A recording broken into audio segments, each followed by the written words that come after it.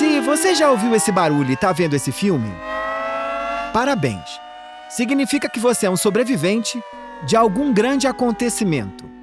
Esse alarme é muito conhecido nos filmes apocalípticos, tipo aqueles lá de Hollywood.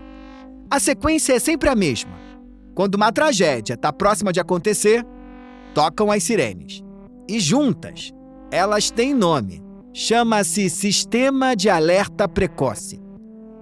Precoce, porque a ideia é que o alerta chegue antes da tragédia a te atingir.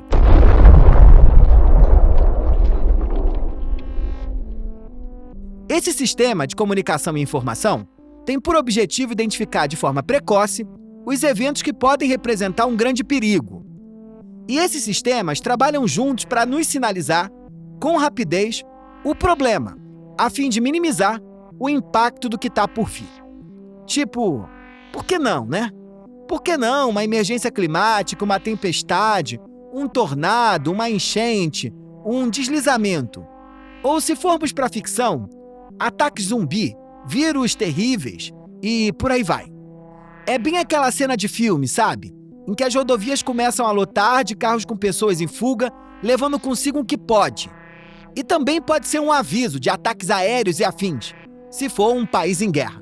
O ruído que surge, sem avisar, pode causar uma tremenda dor de cabeça, literalmente. O corpo humano funciona da mesma forma. Uma febre sem razão, uma tosse inesperada, uma dor sem porquê, são sintomas de que há algo errado, mas também são alertas precoces do que está por vir. E ao ouvir esse alerta, na rua ou dentro de você, prepare-se. Você está diante de uma crise. Das crises matrimoniais que perturbam casais, às crises de adolescência que marcam a transição da puberdade à vida adulta, a noção de crise transmite a imagem de um momento de transição, de uma condição anterior para uma nova. De uma transição que se presta necessariamente ao crescimento, como prelúdio de uma melhoria para um status diferente, um passo adiante, decisivo. Aos que se afogam enquanto os privilegiados dançam num convés superior do navio, fingindo não ver. Ou talvez eles tenham plena consciência de tudo, mas exatamente por isso, fecham teimosamente os olhos. Mas o que é inevitável é que, mesmo usando a lente do prefiro não ver, a crise sempre afeta a todos. A crise é sempre uma complexidade e precisa ser enfrentada. Um alerta de necessidade de uma solução, o mais rápido possível, para tentar retornar ao estado de normalidade e projeção futura. E quando se trata de uma necessidade extrema em traçar novas rotas, é importante que a gente lembre logo de cara da crise global que passamos. Todos nós, que habitamos o planeta nesse momento. É o conhecido antropoceno. As temperaturas subindo, eventos extremos cada vez mais frequentes e a urgência de uma ação coletiva são um lembrete constante de que estamos vivendo um momento crítico. As mudanças climáticas, então, elas impactam problemas setoriais. Uma coisa pode levar a outra. Ou seja, os problemas que já existem no mundo, diante de uma crise, podem se agravar muito mais. Como a pandemia do novo coronavírus, que abruptamente trouxe danos irreversíveis em diversos setores.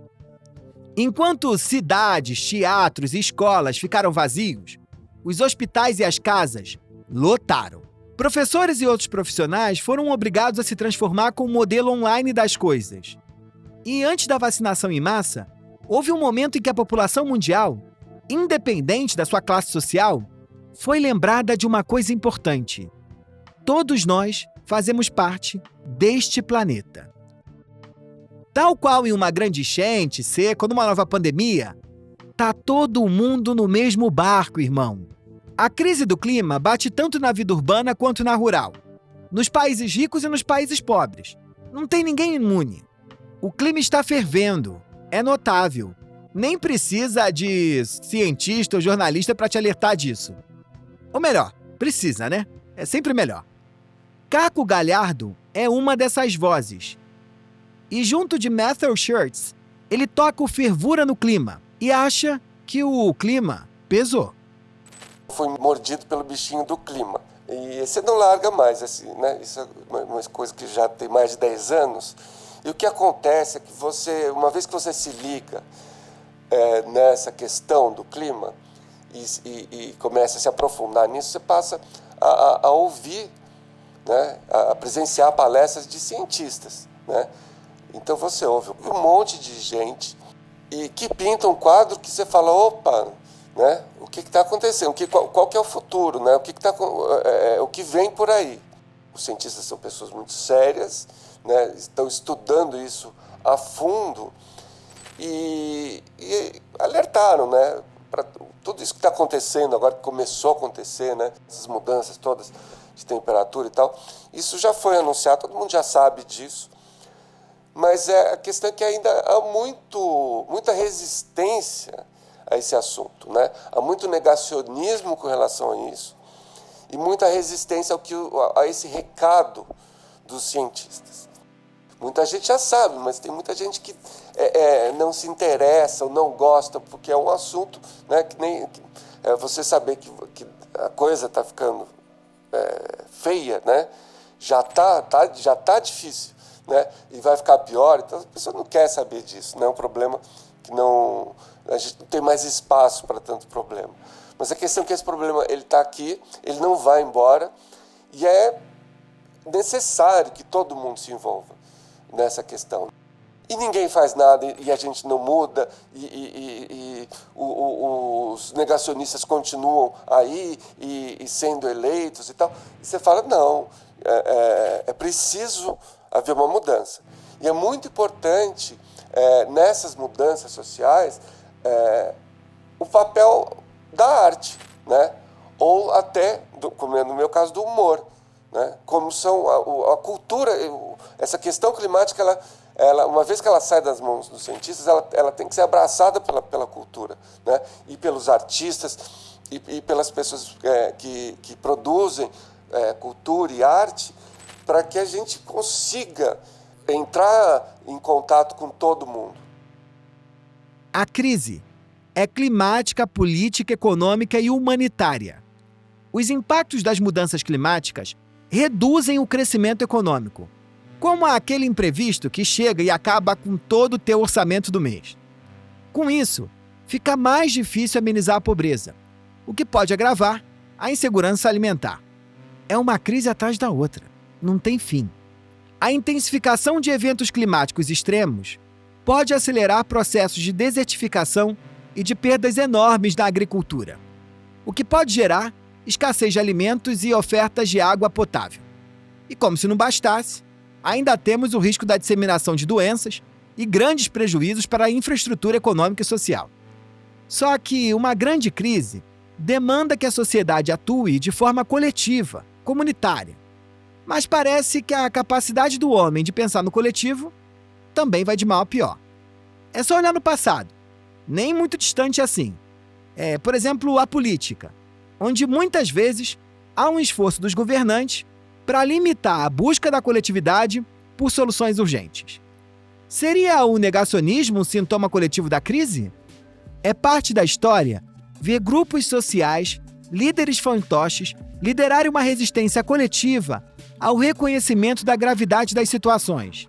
E isso pode ser motivado por uma série de fatores, como interesses econômicos das indústrias, que dependem de combustíveis fósseis e de ideologias contra a regulamentação governamental, ou até mesmo falta de compreensão. Mas o que acontece é que o negacionismo representa a inação, a demora para tomar medidas e lidar com as crises. Isso pode gerar ainda mais crises, ou dificultar soluções para o futuro. Se olharmos mais de perto, veremos que a crise não se restringe apenas ao ambiente global, mas se manifesta também no nível local, afetando nossas instituições mais fundamentais. O Estado, que deveria ser o guardião do bem comum, muitas vezes parece incapaz de responder às demandas da sociedade. A Igreja, que antes era um pilar na orientação moral, enfrenta questionamentos sobre o seu papel na modernidade. O casamento, tradicionalmente visto como a base da família, se torna cada vez mais desafiador de se sustentar nos novos modelos de relacionamento. E o trabalho, que deveria ser fonte de realização, muitas vezes se transforma em um peso, gerando insatisfação e esgotamento. É a crise local. E é inevitável que, diante de tudo isso, as próprias instituições também entrem em crise. E se tratando em crises locais, pode-se dizer que elas existem desde as primeiras ideias de civilização. É luta atrás de luta, mas também podemos contar grandes vitórias. É aquele velho ditado de transformar limões em limonada, porque muitas soluções e invenções nasceram das crises. Resoluções muitas vezes úteis, muitas vezes curiosas e, como a que vamos falar agora, históricas. Diante da ameaça do desaparecimento de seu país, o governo local decidiu preservar toda a sua memória, cultura e soberania no metaverso, tornando-se a primeira nação digital do mundo. Estamos falando de Tuvalu, uma ilha no meio do Oceano Pacífico. O ponto mais alto desta ilha está apenas a 5 metros acima do nível do mar. A nação, literalmente, está afundando. Bom, mas já que o problema é irreversível, o povo tuvaluano decidiu fazer tipo uma Arca de Noé online, para salvar, de alguma forma, tudo que existe e que possa deixar de existir em Tuvalu. Mas junto com a ilha e o país, pode ser que afunde também todo o Estado, o governo, as leis, a cultura, as certidões, os documentos e a burocracia. Uma crise local terrível, que pode se tornar comum em outras tantas outras regiões do planeta, suscetíveis a seca, deslizamentos e afundamentos. Assim como Tuvalu, muitas regiões do mundo enfrentam desafios locais, que são consequências diretas das mudanças globais. A crise de refugiados de guerra, por exemplo, é uma resposta ao colapso social e econômico em várias partes do mundo. Assim como os conflitos locais na Síria, que forçaram milhões a buscar asilo em outros países.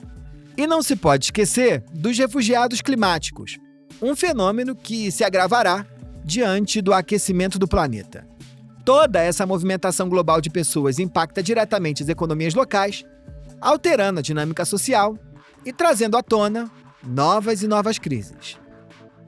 Do Antropoceno para 3.500 anos antes de Cristo, pouco mudou. A crise local é uma herança. Na antiga Mesopotâmia, Uruk se tornou o primeiro modelo de civilização urbana para toda a região. E os seres humanos que administraram essa cidade podem ter sido os inventores da burocracia e do planejamento urbano.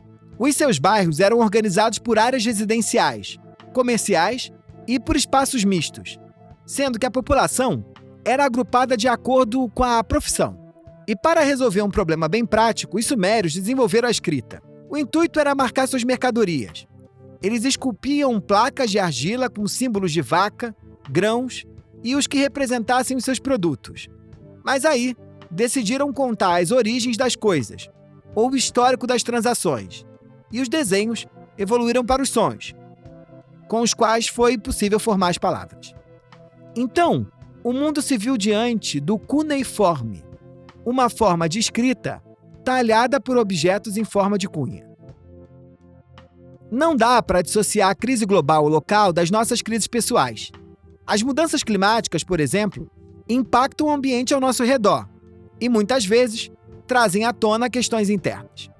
O medo pelo futuro do planeta pode desencadear crises existenciais, e os conflitos políticos podem afetar diretamente as nossas relações e a nossa vida profissional.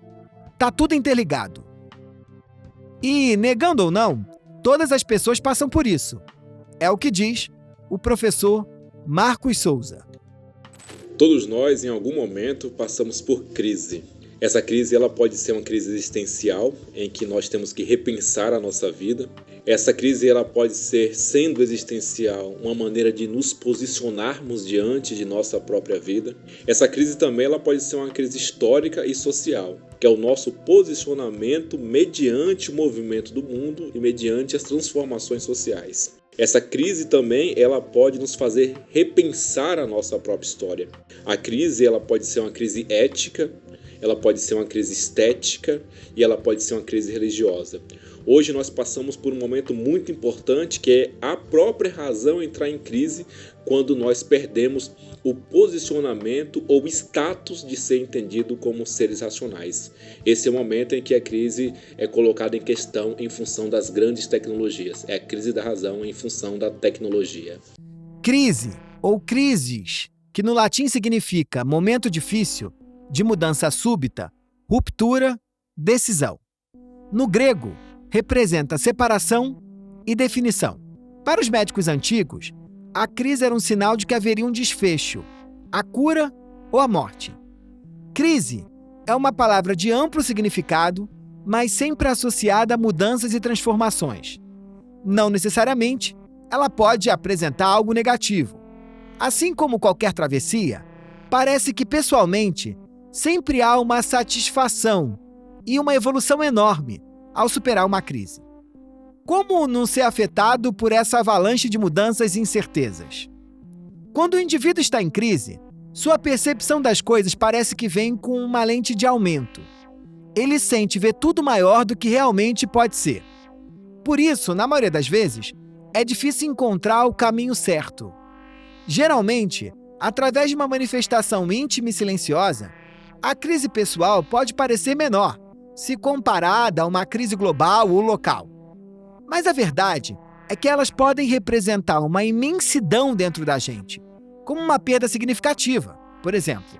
Aqui, falamos daquelas crises que quase ninguém quer enfrentar. Geralmente, aquelas que a pessoa sofre sozinha, como quando não tem mais certeza sobre o relacionamento ou está muito frustrada em relação à vida profissional. Pode ser uma confiança abalada, expectativas fora de lugar, ou até mesmo questões de aparência, como uma crise em relação à própria cor ou ao corte do cabelo. Ou as famosas crises de identidade. Enfim, um caos instaurado internamente. Mas nessa onda de crises que falamos, uma coisa é certa. Todas nos afetam individualmente de alguma forma. Como lidar com isso? Jana Viscardi nos atravessa de sabedoria com as suas palavras. Crise é uma palavra que carrega consigo um sentido negativo. O dicionário nos revela se tratar de algo súbito, uma mudança ou manifestação de um estado de saúde ou emocional, como uma crise de choro, por exemplo. Mas o dicionário também nos revela os sentidos que têm relação com aquilo que falta ou que é de difícil resolução, como no caso de uma crise econômica, tão discutida em jornais e revistas. Tudo está lá no dicionário, descrito e caracterizado. E a gente entende muito bem que essas crises podem ser tanto pessoais, quanto locais ou globais. Mas o que é que significam, como indivíduo e sociedade, as nossas crises? Assim mesmo, no plural. E assim também, pensadas conjuntamente, porque interrelacionadas. A crise climática, por exemplo, pode e deve ser entendida como uma crise global, afetando todo o mundo. Mas é inevitável pensar no seu impacto local, em diferentes comunidades e populações, em maior ou menor grau, de formas que podem ser bem diferentes. Da mesma maneira, não se pode negar o seu impacto individual nas pessoas, que se assustam, se mobilizam e também, por que não, se veem paralisadas ao não saber como agir ou prosseguir suas vidas a partir desse ponto de virada em que é preciso mudar. O grande desafio é que muitas das crises podem e vão nos afetar ao longo das nossas jornadas. E a nossa jornada é um caminho longo que não percorremos sozinhos. Tem toda a pressão cultural que também molda nossos padrões, o que, é claro, também nos deixa em crise. Já falamos do que vem de dentro, mas há também de citar os gatilhos, os fatores externos. Quando você sente que decepcionou as expectativas sociais ou familiares, por exemplo. Em um mundo onde o sucesso é frequentemente medido por padrões, é comum entrarmos em crise quando percebemos que nossos desejos não se alinham com essas expectativas, ou com as expectativas dos outros, melhor dizendo. Conflitos que questionam o que devemos fazer e o que sentimos que queremos fazer. Aquela história, né, da razão versus emoção. E a internet também chegou para amplificar os gatilhos. Essa desconexão entre o real e o virtual amplia as incertezas sobre quem somos e o que queremos, deixando os indivíduos à deriva, buscando sentido e propósito ao Deus dará. As redes sociais desempenham um papel significativo na intensificação das crises pessoais. A necessidade de validação online, o desejo de se alinhar a padrões de beleza e sucesso que são irreais, pode levar muitos a se questionarem se são suficientemente bons ou se estão tomando as decisões certas sobre a sua aparência e sobre a própria vida. Me vejo muito mobilizada hoje nas redes sociais em função do meu trabalho e dos interesses do meu campo de atuação. O que me leva a pensar na relação que a gente estabelece com os modos de vida que nos são apresentados cotidianamente nesses espaços digitais. Ali as vidas parecem não ter erro, falha, sempre a prosperar, não importando muito como se desdobram esses caminhos. Os discursos que vão sendo disseminados sobre essas vidas tão perfeitas e prósperas contrastam enormemente com o cotidiano de uma parcela importante da população que segue sem ter acesso ao básico. Discursos que veiculam uma lógica picareta e falseada de ganhar a vida e entender o mundo. Fica então a pergunta, que é global, local e individual. Como lidar com as lógicas algorítmicas de distribuição de informação e, dentro disso, como lidar com a venda continuada de estilos de vida inalcançáveis, mas tantas vezes desejados por muitos de nós? Como lidar com esses discursos que nos atravessam cotidianamente? Como é que a gente está interagindo, comunicando e se confrontando com a realidade da desigualdade e da exploração das pessoas a partir dessas lógicas em que a perfeição e o ganhar a vida ganham outros contornos? Na crise, o movimento. Na crise, a dor. Na crise, as mobilizações coletivas, cuidadas. Que no nosso caminho, essas crises que nos assustam não nos definam ou diminuam, e que a gente possa se resgatar dessas crises conjuntamente, coletivamente, a partir de um olhar crítico, atencioso e cuidadoso sobre o mundo. A dor é um sintoma de crise. Ansiedade, depressão e estresse são comuns diante de períodos prolongados de incertezas e conflitos internos. Mas é importante lembrar que toda crise é uma oportunidade de crescimento, que é no meio da dúvida e da incerteza que encontramos a chance de nos reinventarmos, de buscar novas possibilidades. E descobrir algo novo, ou se sentir onde ou com quem deveria estar, é muito legal. Apesar de dolorosa, a crise pessoal faz parte do desenvolvimento humano. Ela nos tira da zona de conforto, da estagnação e nos ensina novas formas de viver. E ao enfrentar essas crises, podemos aprender mais sobre quem somos. Ao final de cada crise, há sempre uma oportunidade de renascimento. A crise é um convite para refletir, ajustar o rumo e, quem sabe, encontrar novas possibilidades. O que importa é como reagimos, se escolhemos crescer, nos reinventar ou ficamos parados. Enfrentar é um caminho difícil, muito difícil. Mas ao contrário das crises globais e locais, as crises pessoais têm mais chances de serem resolvidas. E se tiver um apoio psicológico ou uma rede de afetos, amigos, aí é sucesso. Assim como o sistema de alerta que soma diversos meios de comunicação para atingir o máximo possível de pessoas, também nós precisamos buscar ajuda quando o desafio é interno. A gente sabe que esse é um tipo de alerta que ninguém espera nem quer que toque. Mas se ele tocar, você precisa estar preparado. Seja ele no mundo ou dentro da sua cabeça, o sistema de alerta precisa ser precoce, para que todos tenham tempo de se preparar. Aviso: os alertas estão soando. para tudo quanto é lado, no global, no local e no pessoal. Você está ouvindo?